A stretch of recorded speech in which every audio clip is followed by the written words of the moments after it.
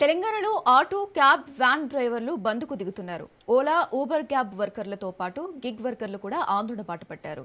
Aggregated సంస్థలు తమకు సరైన ధరలు చెల్లించడం లేదని డ్రైవర్లు ఆరోపిస్తున్నారు.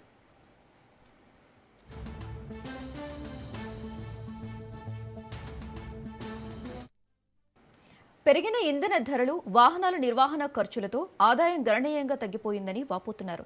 ప్రతి ట్రిప్కు కనీస ఛార్జీ పెంచాలని డిమాండ్ చేస్తున్నారు.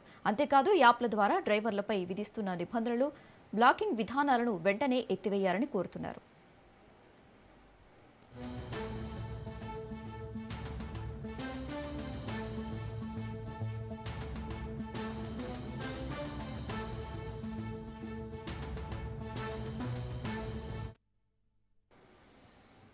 గిగ్ వర్కర్ల కోసం ప్రభుత్వం వెంటనే సంక్షేమ చర్యలు చేపట్టాలని డిమాండ్ చేస్తున్నారు. గతంలో ఇచ్చిన ఎన్నికల హామీలను కూడా నెరవేర్చాలని కోరుతున్నారు. తమ సమస్యలను ప్రభుత్వం గిగ్ రేటెడ్ సంస్థలు వెంటనే పరిష్కరించాలని డిమాండ్ చేస్తూ డ్రైవర్లు చేపట్టనున్న బంద్తో రాష్ట్రంలో రవాణా వ్యవస్థపై తీవ్ర ప్రభావం పడే అవకాశం కనిపిస్తోంది.